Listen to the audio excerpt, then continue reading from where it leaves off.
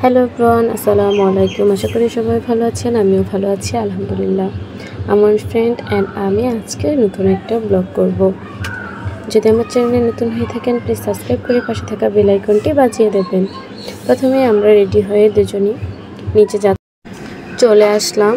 ওকে বললাম যে চলো দুজনে আয়না একসাথে একটু ভিডিও করে নিই, যেহেতু একজন ক্যামেরা ধরলে আরেকজনের ভিডিও হয় না। ও মা, আজকে দেখছি দুজনে একবারে ম্যাচিং হয়ে গেছি। এই তো রেডি হয়ে আমরা নিচে চলে গেলাম। আজকে আমার ভাইয়ের ফর্ম পূরণ করাবে, তার জন্যই নিচে যাওয়ানো হচ্ছে। বাইরে বের হয়ে দেখলাম প্রচণ্ড রোদ, কিন্তু সকালের দিকে আমাদের পঞ্চগড়ে সুন্দরভাবে শীত পড়তেছে। মানে সকালের তাপমাত্রাটা অনেক কম, বাট বিকেলের তাপমাত্রাটা অনেক বেশি।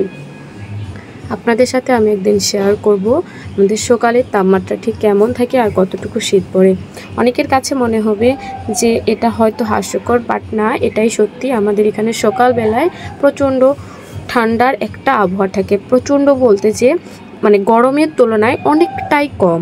সো আমাদের এখানে সকালের আবহাওয়ায় আমাদেরকে কাঁথা গায়ে দিয়ে ঘুমাতে হয়, আর দুপুরে খা রোদে আমাদেরকে পড়তে হয়, যেহেতু এখানে শীত বেশি থাকে শীতের সময়ই তাই।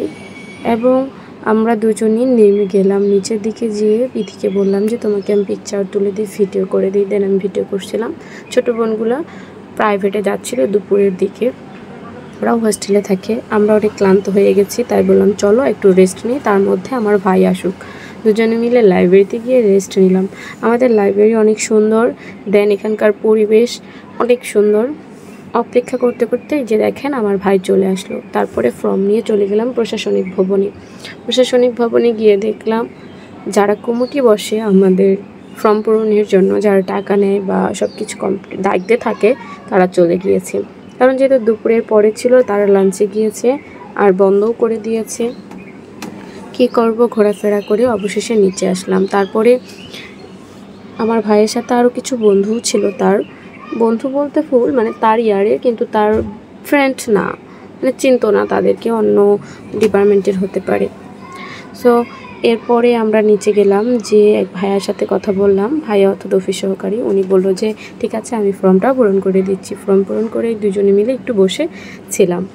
দেন তারপরে বললাম যে এত সুন্দর একটা মনোরম পরিবেশ, সবুজ সবুজ ভাব চারদিকে, যদিও দুপুরের খাখা রোদ, আর অসম্ভব সুন্দর লাগতেছে, আমাকে একটু ভিডিও করে দিতেই হবে। আর এই পাশে যে মেয়েটাকে দেখতেছেন, ও একটা বাবুকে নিয়ে ঘুরতেছিল। বাবুটা অনেক সুন্দর ছিল, বাট বাবুটা ওনার না, এক ভাইয়ার বাবু ছিল। ওনার বউ এখানে পরীক্ষা দিচ্ছে। আমাদের ক্যান্টিনে কিন্তু অনার্স তৃতীয় বর্ষের পরীক্ষা চলতেছিল, তাই অনেক সুন্দর লাগতেছিল, একবারই মনোরম পরিবেশ। তার মধ্যে আমাদের কলেজটা অলওয়েজ এমন থাকে। আমাদের কলেজটা কিন্তু অসম্ভব সুন্দর, বাইরের ভিউটাও অসম্ভব সুন্দর ছিল।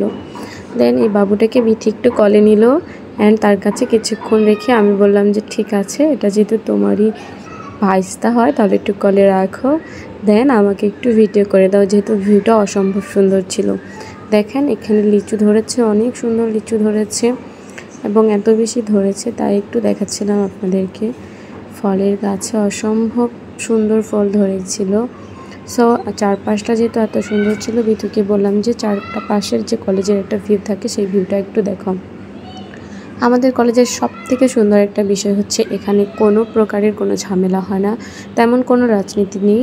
হালকা পাতলা একটু থাকতেই পারে, সেটা ভালো।